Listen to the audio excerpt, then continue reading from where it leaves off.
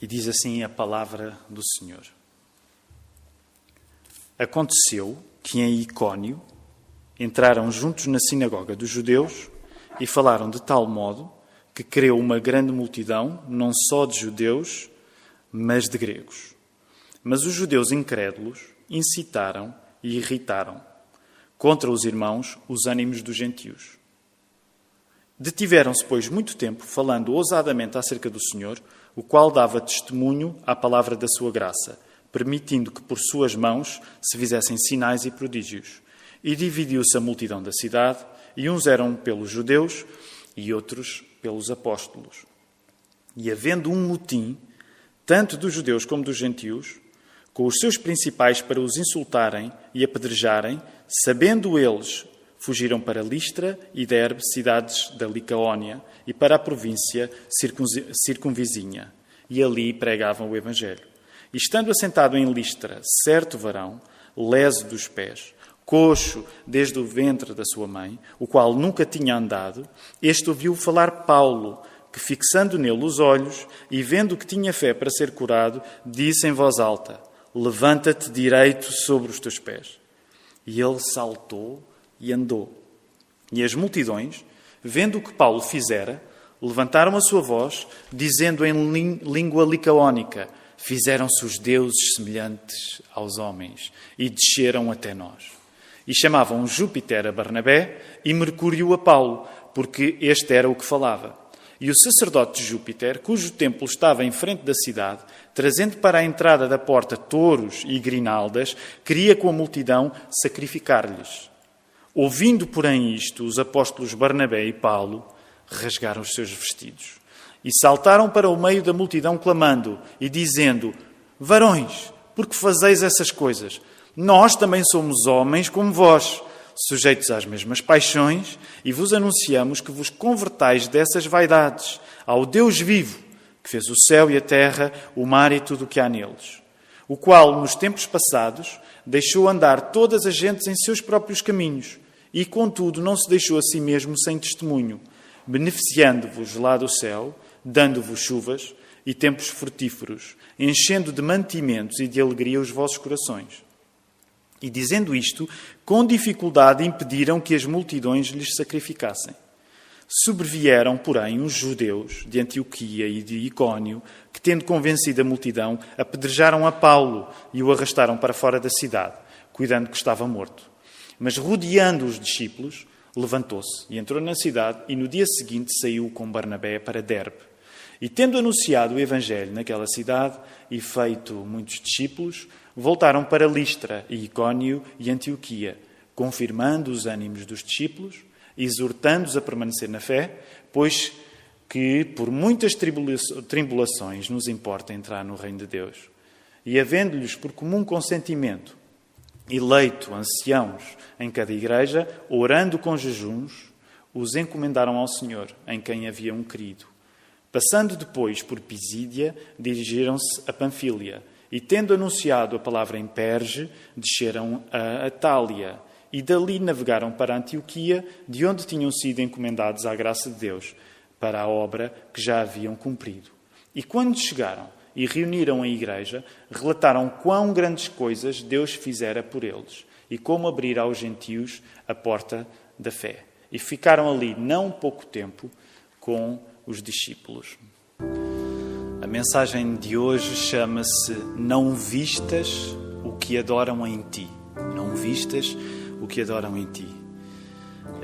E a minha intenção, ao termos o texto bíblico aberto em Atos, capítulo 14, é entendermos que a popularidade de Paulo, a popularidade de Barnabé, em Listra, cidade onde eles estavam naquele momento, não estava a aproximar as pessoas de Cristo, antes o contrário.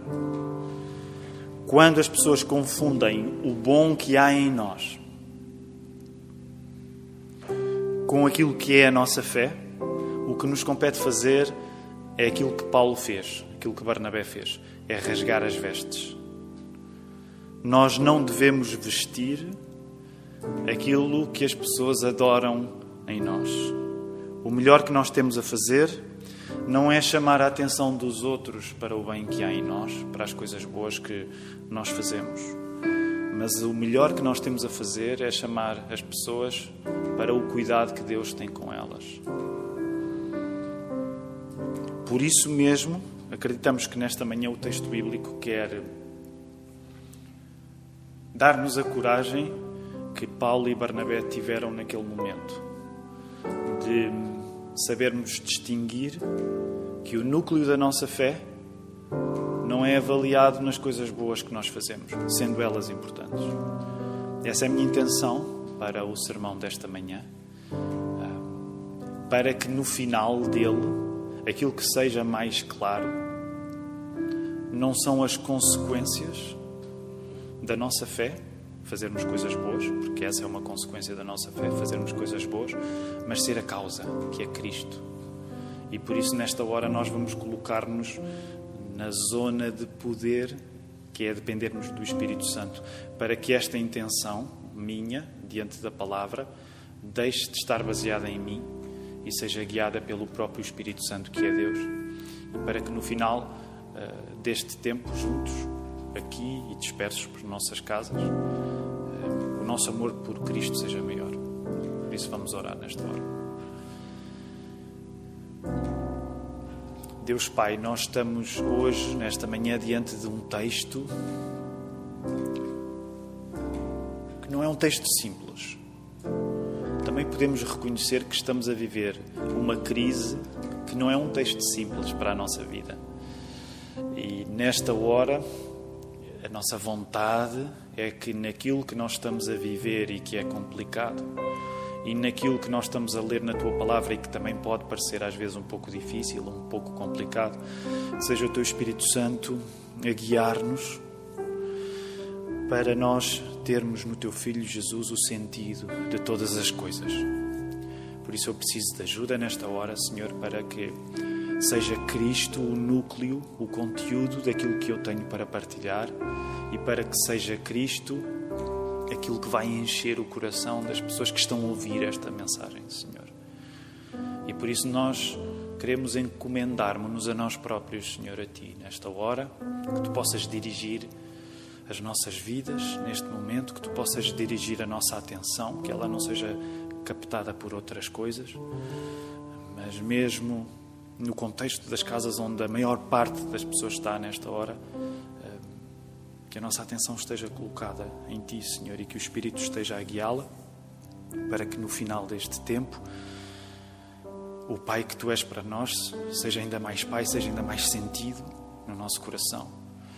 Que o nosso amor por Cristo seja maior, que a nossa dependência do Espírito seja maior também. E é isso que nós te pedimos em nome de Jesus Cristo, aquele que há muito tempo entrou triunfalmente em Jerusalém. Que Ele possa entrar e permanecer com o mesmo triunfo nas nossas vidas nesta manhã. É isso que nós te pedimos, em nome dEle, em nome de Cristo. Amém. Uma coisa interessante, creio eu, no quarto domingo que nós estamos a usar este sistema de streaming. Semana passada, quando ouvia o pastor Filipe a pregar, o pastor Filipe conseguiu muito mais imediatamente fazer aquilo que ainda me custa. O pastor Filipe fixou logo a câmara e começou a falar logo direto para a câmara. Isso ainda me custa um pouco a pregar. Daí que vão reparar que eu desvio um pouco mais o meu rosto para os rostos que eu consigo ver aqui, que não são os vossos em casa, mas é o do Manel, do Nando. O Hugo está por trás da câmara, o Tiago está no som, o Tiago já apareceu hoje. Mas um dia eu quero chegar ao ponto do pastor Filipe, que focou logo. Aliás, eu até estava à espera que no sermão do domingo passado ele pedisse às pessoas que levassem o copo de água e pusessem em cima do ecrã e que fosse dispensar algum milagre. Só que agora nós já não podemos fazer isso, porque as televisões já não dão para colocar copos de água em cima, senão faríamos. Outra coisa, já vou para o texto bíblico, estou só a aquecer. Acho que já não está assim, mas não resisto a partilhar isto. Há pouco, quando verificava a nossa emissão online, estava uma coisa fantástica é que o thumbnail que aparecia na conta de YouTube era precisamente no momento em que o Manel atirava Então aparecia assim, e parecia mesmo um quadro do Tintim. A reação do Manel a olhar, horrorizado para esta coisa a cair. E para isto não me acontecer, eu vou tirar já. Hugo, não sei se confirmas, não sei se o thumbnail ainda é esse, mas...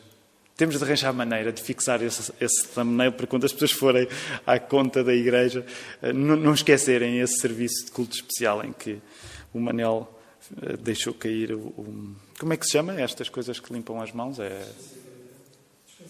Dispensador, desinfetante. Vamos ao texto. O texto é que é o mais importante esta manhã.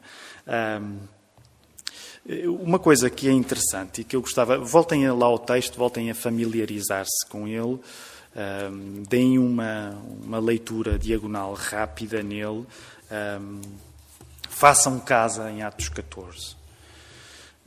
Há aqui algumas coisas que é importante nós estarmos concentrados. E eu queria começar por uma questão, que é a questão do contexto. Aquilo que a fé cristã é, aquilo que o Evangelho é, não muda quando se prega para um auditório judeu ou quando se prega para um auditório não judeu, para um auditório gentil, que neste caso, nos eventos que nós estamos a ver, estamos a falar de gregos. Portanto, não judeus, gentios, gregos.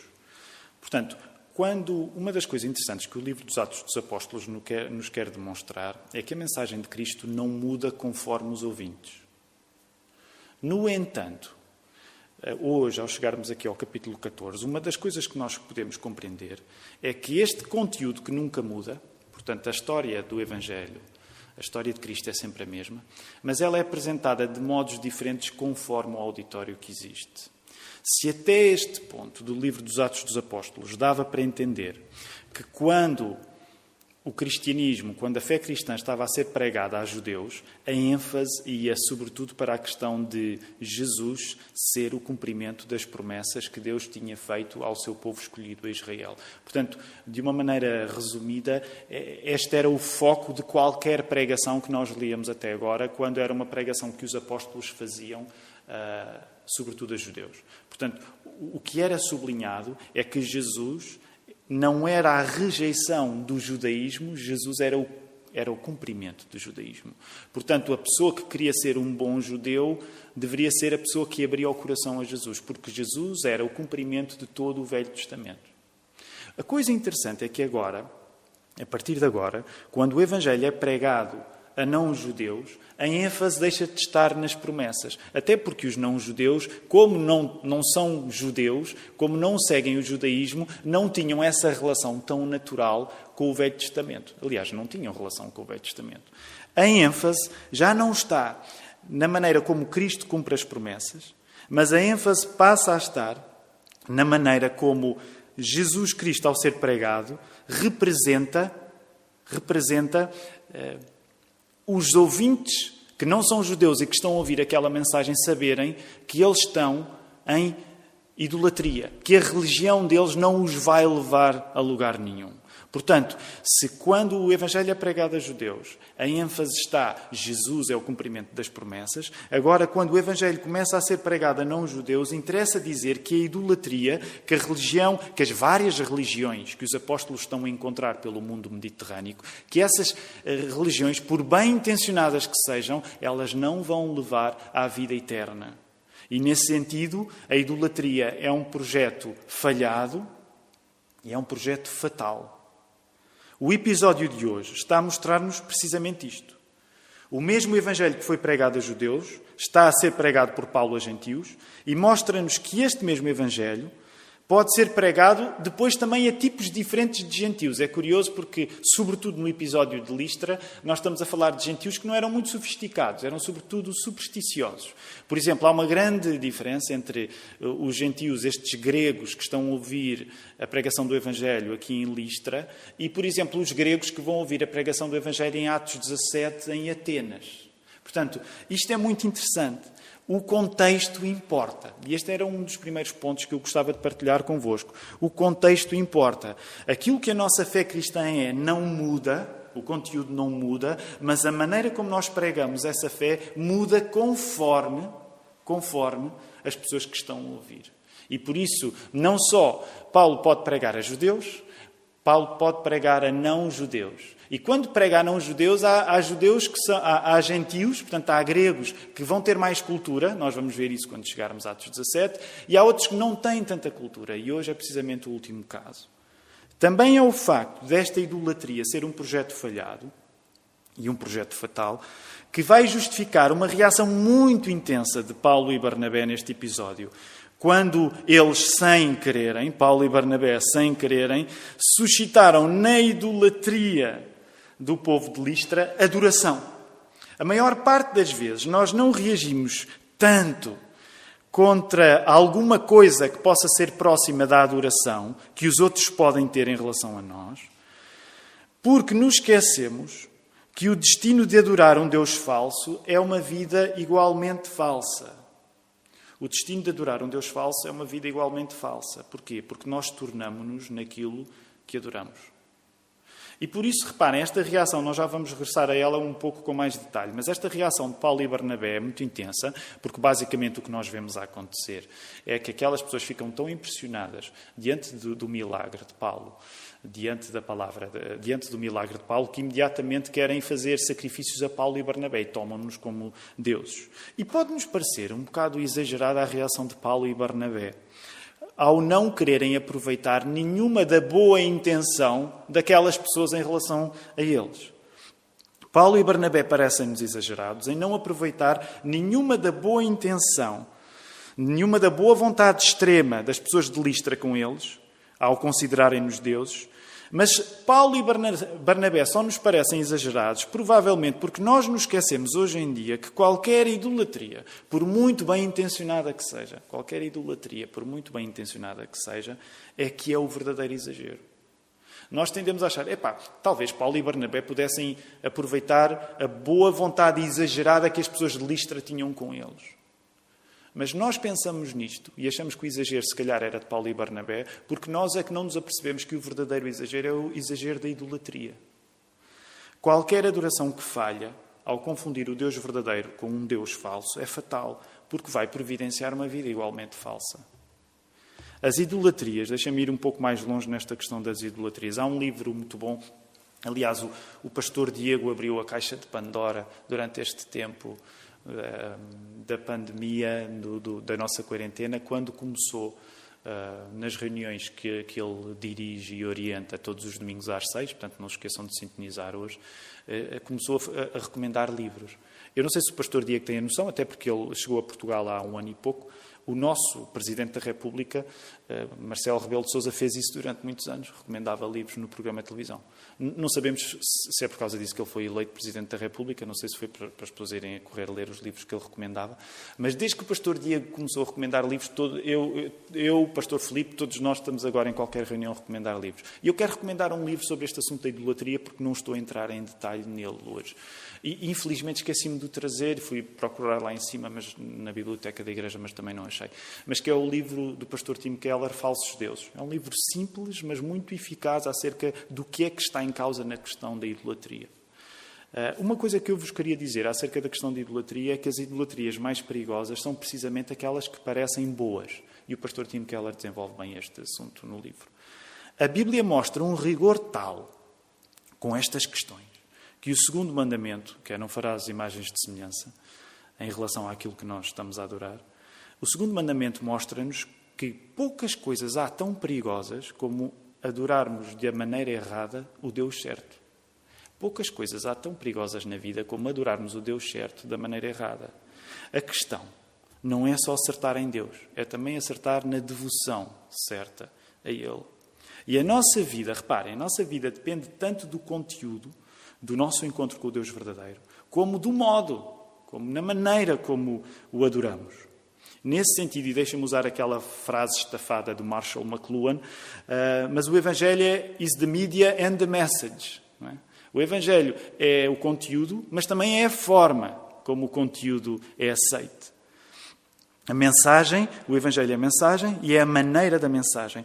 Tanto Tanto é assim, nós acreditamos nisto, que é isto que faz de nós cristãos protestantes, cristãos evangélicos, num contexto culturalmente católico. É por isso que nós somos tão obcecadas com coisas que a maior parte das pessoas, eu não duvido que fará com boa vontade, mas que para nós são maneiras desajustadas e erradas de adorar o Deus certo. Nós não colocamos em causa que uma boa parte das pessoas no nosso país, na cultura católica, quer adorar o Deus certo. Eu não coloco isso em causa, que querem adorar o Deus certo. Mas nós dissociamo-nos desse tipo de adoração, porque acreditamos que com toda a boa intenção de adorar o Deus certo, estão a usar a maneira errada de o fazer. E é por isso que nós não temos imagens. É por isso que as nossas igrejas são despidas. Porque o segundo mandamento nos chama a atenção para o perigo que é, com uma boa intenção, acabarmos a fazer uma errada adoração. Vamos voltar ao texto, rapidamente. Ok, logo... Voltem, por favor, a passar os vossos olhos aí por esta passagem bíblica. Nós estamos a encontrar um padrão no livro dos Atos dos Apóstolos, que é Paulo prega primeiro na sinagoga a judeus e só depois, geralmente, quando há rejeição, é que ele segue para pregar aos gentios. Descobrimos a cidade de Icónio, a 145 quilómetros sudeste de Antioquia da Pisídia, grega de temperamento e resistente à influência romana. Ela reage em polvorosa. Paulo e Barnabé veem o Evangelho crescer aí, mas seguem para Listra, a 29 km sudeste de Icónio e a 89 km de Derbe. E estamos aí no verso 6 do capítulo 14. Em Listra, o padrão da reação à pregação do Evangelho não muda assim tanto. Na medida em que a pregação do Evangelho suscita a aceitação, mas suscita também oposição, bem como uma oportunidade para milagres serem feitos para ilustrar o poder do Evangelho. Mas também, e lembrem-se, o contexto em que os milagres acontecem no livro dos Atos dos Apóstolos, os milagres são feitos para demonstrar o poder do Evangelho e geralmente carecem que haja uma explicação do milagre. Ou seja, os prodígios que estão a acontecer no livro dos Atos dos Apóstolos provêm do poder da pregação e precisam do poder da pregação para serem entendidos. Esse é um esquema interessante aqui no livro dos Atos dos Apóstolos. Os milagres acontecem e os milagres surgem como uma demonstração do poder do Evangelho e geralmente precisam que o Evangelho seja pregado posteriormente a esses milagres acontecerem para as pessoas entenderem aquilo que está em causa. Paulo cura o coxo com aquilo que diz, não é? Nós vemos aí no verso 9, e quando no verso 10 Paulo diz em voz alta, levanta-te direito sobre os teus pés. Não é a primeira vez que um coxo é curado, Pedro já o tinha feito, lembram-se, há umas semanas vimos esse texto. Paulo cura um coxo com o que diz e precisa de dizer mais coisas a seguir para que a cura seja compreendida. É isso que nós vamos ver precisamente entre o verso 9 e 10 e entre o versículo 15 e o versículo 18. E quero falar rapidamente acerca do suco do sermão do apóstolo Paulo em 2 pontos apenas. Primeiro ponto, idolatria. Segundo ponto, ignorância. No primeiro ponto, na questão da idolatria, a idolatria mata. Basicamente, este é o que o apóstolo Paulo está a dizer. A idolatria mata. E segundo, a idolatria vive de uma ignorância que, na prática, é uma maldição auto-infligida. E a ideia passa por isto. Pelos caminhos vaidosos que nós encontramos aí no verso 15 e 16. Não é? Quando o apóstolo Paulo diz, vos anunciamos que vos convertais dessas vaidades ao Deus vivo, que fez o céu e a terra, o mar e tudo o que há neles, o qual nos tempos passados deixou andar todas as gentes em seus próprios caminhos. Então, o sermão, em 2 pontos rápidos, a idolatria mata e a idolatria vive de uma ignorância que, na prática, é uma maldição que nós infligimos a nós mesmos. A solução, como o apóstolo Paulo acabou de dizer, é fugir dos falsos deuses e reencaminharmos-nos para o Deus vivo, que cuida de nós de maneiras que muitas vezes nós nem sequer temos a noção. E é isso que nós encontramos no verso 17. Contudo, não se deixou a si mesmo sem testemunho. Deus não deixou que não pudesse ser compreendido, não é? Beneficiando-vos lá do céu, dando-vos chuvas e tempos frutíferos, enchendo de mantimentos e de alegria os vossos corações. Reparem, no verso 18, apesar do apóstolo Paulo estar a pregar isto, para explicar o milagre que tinha feito, aquela gente em Listra ainda tem de se conter para não fazer sacrifícios a eles. Portanto, eles estavam... O esquema daquelas pessoas, nesse sentido, é tão naturalmente idólatra que quando eles viram uma coisa fantástica que foi o coxo a andar, todo o ímpeto das pessoas de Listra era tomarem Paulo e Barnabé como deuses e irem buscar os maiores animais que tinham, do melhor que tinham, para sacrificar a Paulo e a Timóteo e a Barnabé. É interessante algumas das representações neste episódio, pinturas clássicas.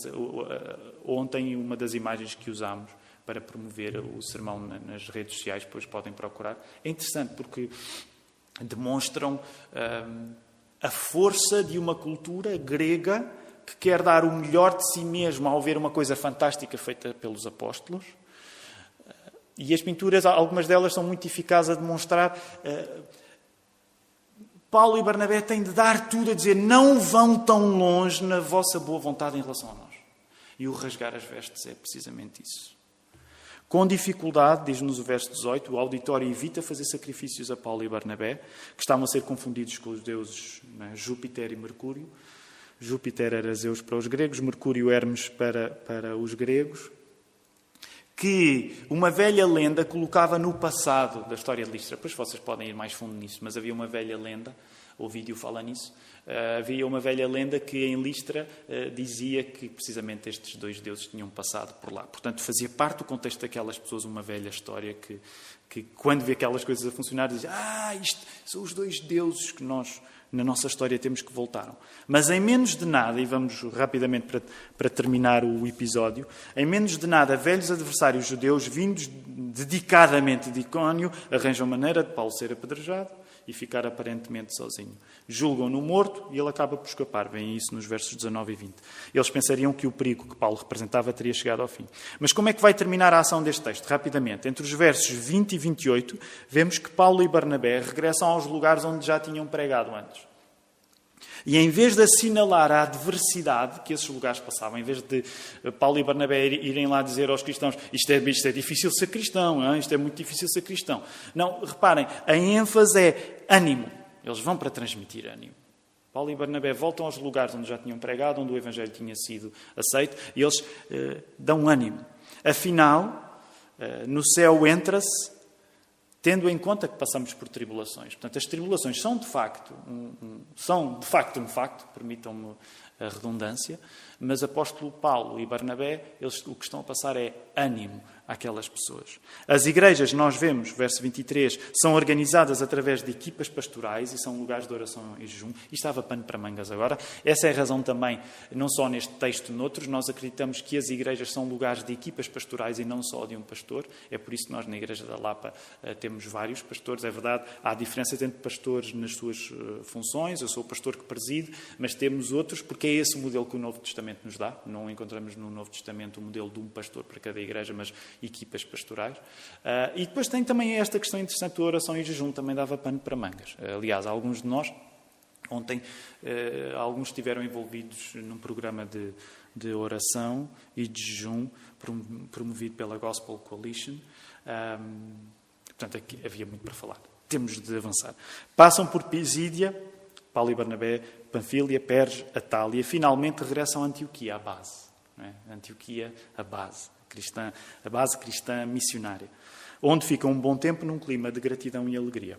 Vemos isso entre os versos 24 e 28. Quero terminar aplicando este texto à nossa vida e quero aplicar, por um lado, dando com uma mão e depois tirando com outra. Portanto, o primeiro ponto é, de certa maneira, mais positivo, mais agradável de ouvir. O segundo talvez seja mais exigente. No que diz respeito a dar com uma mão, temos de reconhecer a importância do contexto. Nós somos chamados a valorizar Cristo, valorizando as pessoas. Se Paulo prega para judeus a partir da promessa, e se Paulo prega para gentios a partir da providência, de Deus cuidar deles, portanto, Paulo para os judeus apela a uma história que eles já conhecem, porque eles estão dentro do contexto da aliança. Paulo, quando prega a não-judeus, não apela a uma história na qual eles não têm contexto, mas apela à ideia de que Deus, existe um Deus só e Ele tem cuidado de vocês. Isto é interessante. Porque quando Paulo vai pregar a não-judeus, ele pode aplicar a uma história antiga, que neste caso não é a história da promessa a Abraão, mas é a história de um Deus que cuida deles. através do seu cuidado, através da sua providência. Então, se Paulo prega a judeus a partir das promessas e se Paulo prega a gentios a partir da providência, de pouco nos serve falar da nossa fé cristã sem uma vontade de tornar essa fé compreensível às pessoas a quem estamos a falar. As pessoas que não têm fé, por exemplo, podem compreender a importância de terem do céu chuvas e estações frutíferas enchendo o vosso coração de fartura e de alegria, como diz o verso 17. A nossa abordagem, quando falamos a pessoas que não devem ter fé, deve imitar o exemplo de Paulo e de Barnabé. Cristãos que não ligam ao contexto não são os cristãos que nós encontramos no Novo Testamento. Portanto, o contexto importa. Quando tu estás a falar para alguém que não tem fé, tu tens de estar interessado nessa pessoa ao ponto de reconheceres que se fores falar da tua fé de uma maneira que é completamente fora do contexto, não estás a fazer aquilo que Paulo fez, não estás a fazer aquilo que Barnabé fez, não estás a fazer aquilo que Cristo fez. Portanto, o contexto interessa. Quando nós estamos a falar da nossa fé cristã, nós temos de amar as pessoas ao ponto de dizer, eu não posso simplesmente dizer coisas que na igreja as pessoas compreendem, porque a cultura da igreja já é a cultura das pessoas, mas esta pessoa que não vai à igreja não compreende. Portanto, nesse sentido, o contexto interessa. Quando nós estamos a falar de fé cristã, interessa nós compreendermos se a pessoa com quem eu estou a falar compreende a minha linguagem.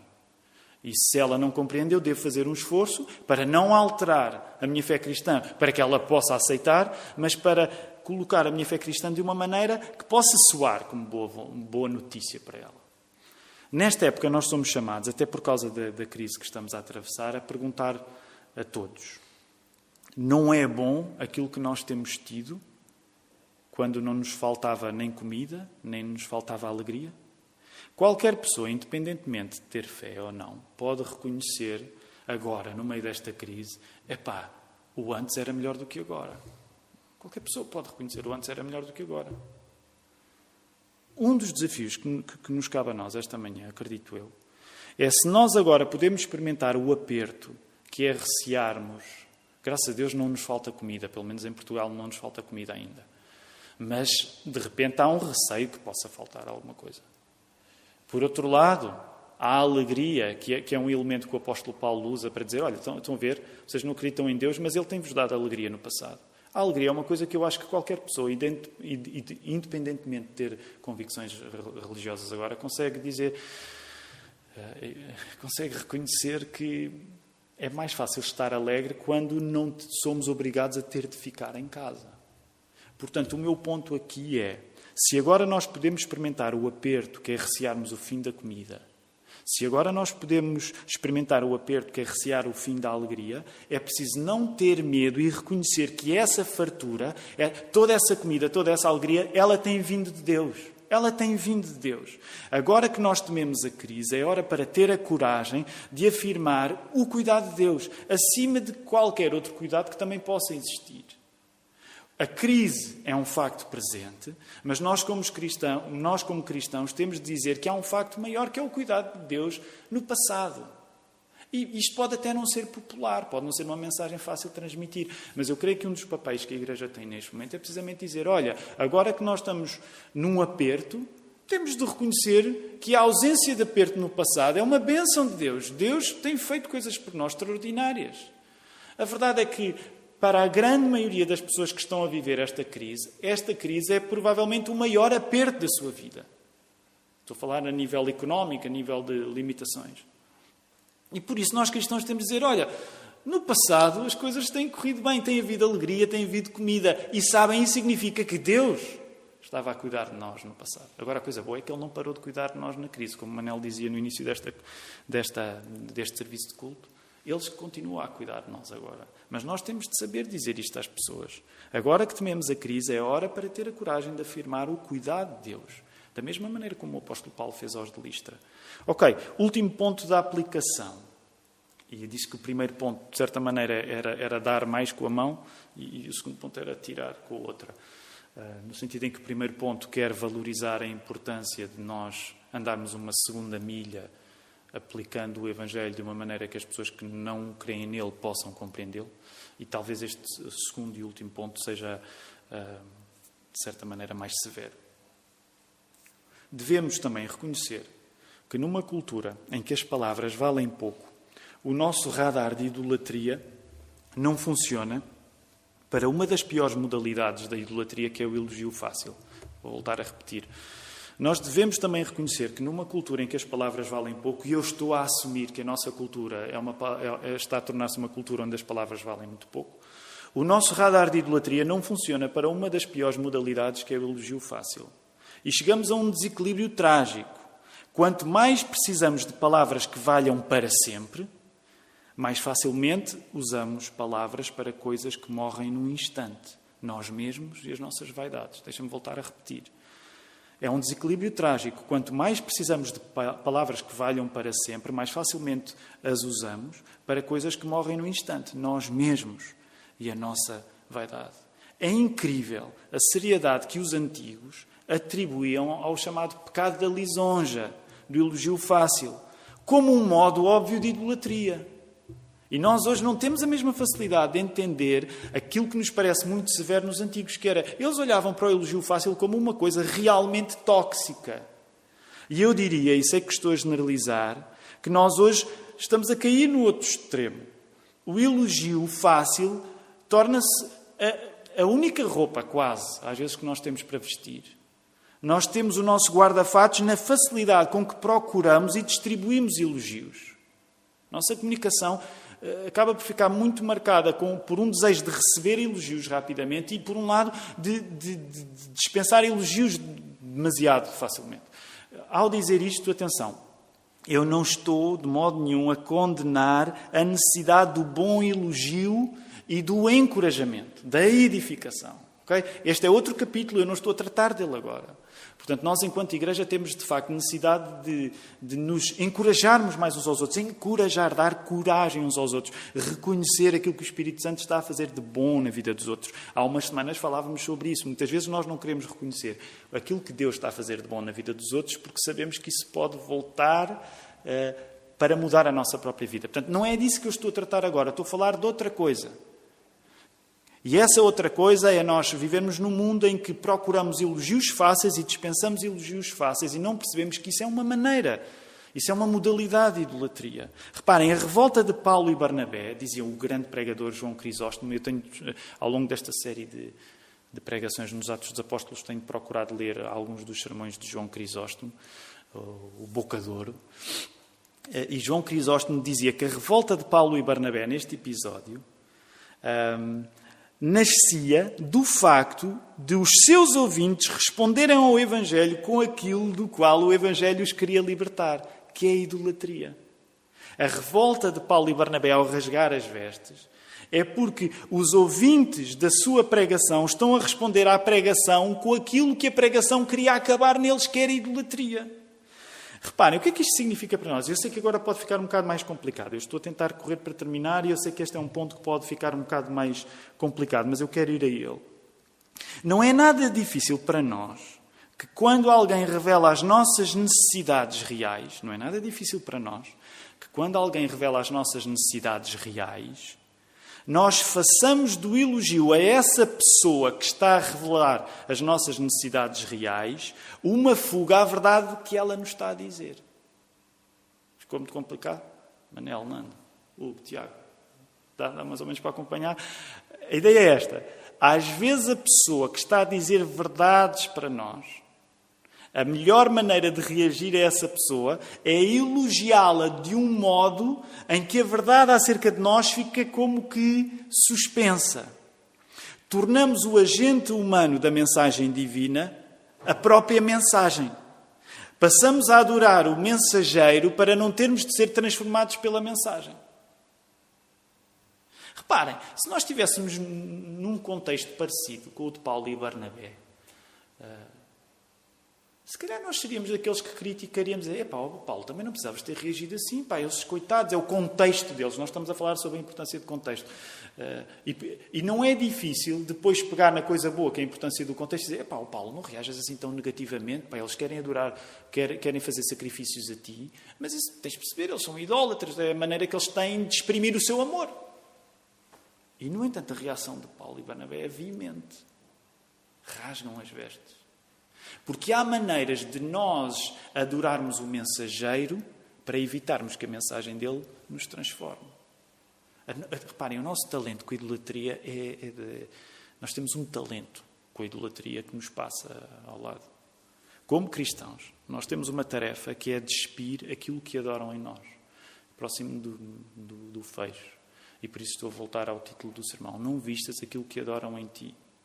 No meio, e deixem-me tentar aplicar isto ao momento que nós estamos a viver, no meio da crise do coronavírus, nós vamos ser tentados, deixem-me dizer, convicção minha, preto no branco, eu acredito mesmo nisto, nós vamos ser tentados a investir aquilo que adoram em nós, ao confundir o bem do Evangelho em que queremos com o bem que há em nós. Na prática, nós queremos cuidar dos outros e queremos que eles nos digam: cuidas muito bem. Não é? Essa é uma tentação. É numa altura em que muito cuidado é preciso, nós cuidarmos, e é a coisa certa que devemos fazer, cuidar, mas o nosso coração, uma parte do nosso coração tentado por Satanás, que vai querer ouvir: cuidas muito bem. A solução é a de Paulo, sabermos que nós somos apenas homens e mulheres. Nós somos apenas homens. Não somos Deus. A tarefa é exigente, porque o bem que podemos fazer pelos outros pode parecer muito mais visível do que o cuidado que Deus tem com essas pessoas e que parece invisível. Sabe, por isso é que isto é material muito delicado. Porque nesta crise em particular, o que nós somos chamados a fazer é desistirmos de fazermos do nosso cuidado com os outros a solução. E sabermos, no cuidado que temos com os outros, dizer: olha, quem está realmente a cuidar não sou eu, é Deus. Nós temos de cuidar dos outros a partir do cuidado que Cristo tem connosco. E sempre que o Espírito nos revela que, com muito boa intenção, as pessoas nos apreciem, nós temos de cuidadosamente dizer: olha, o meu cuidado contigo não é o melhor que eu tenho para ti. O meu cuidado contigo não é o melhor que eu tenho para ti. O meu cuidado contigo é apenas um reflexo pálido do cuidado que Deus tem tido contigo e que tu agora podes até nem ter muita capacidade de reconhecer. Porque a coisa interessante é que o que é que ficou mais óbvio aqui? Neste momento em que Paulo cura o coxo, o mais óbvio para aquelas pessoas que são idólatras é dizer: este Paulo cuida muito bem. Não é dizer Deus cuida muito bem. É este Paulo cuida muito bem. Vamos fazer sacrifícios ao melhor cuidado que nós encontramos. Portanto, nós somos chamados, quando cuidamos dos outros, a dizer: o nosso cuidado é apenas um reflexo de um cuidado que é mais difícil de reconhecer, mas que está lá, que é o cuidado que Deus tem por nós. E esta não é uma tarefa fácil, mas é uma tarefa necessária. Termino dizendo isto. Sabem que, para mim, que sou naturalmente tentado em querer ser bom para os outros. Atenção, eu não estou a relativizar a necessidade da bondade, que é um dom de Deus. Mas sabem que não há nada tão libertador como nós podermos desistir.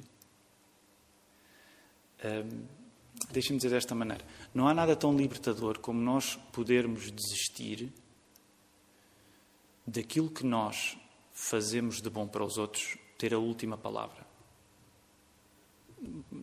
Está muito abstrato? Não há nada tão bom como, nas coisas boas que nós vamos fazer para os outros, nós não termos na bondade a palavra final. Na nossa bondade a palavra final. Mas nós podemos dizer: isto é Cristo. Isto é Cristo. Nós não precisamos de ser reconhecidos pelos outros. Nós só precisamos ser reconhecidos pelo Pai. Nós não precisamos de vestir aquilo que as pessoas adoram em nós. E sabem que uma das coisas mais cansativas na nossa vida é quando nós pressentimos e já experimentámos o prazer que é o elogio das outras pessoas e não tomamos esse elogio como um motivo para o louvor a Deus, mas confundimos o elogio que as pessoas nos dão como se esse elogio fosse a adoração final. E depois acabamos a viver para ser elogiados pelos outros. E somos chamados a não vestir aquilo que as pessoas adoram em nós. Somos chamados a fazer o bem como uma consequência de a pessoa que mais cuida, a pessoa que melhor cuida não sou eu, não és tu, mas é Deus. E é por isso que o nosso cuidado seja demonstrado em Cristo.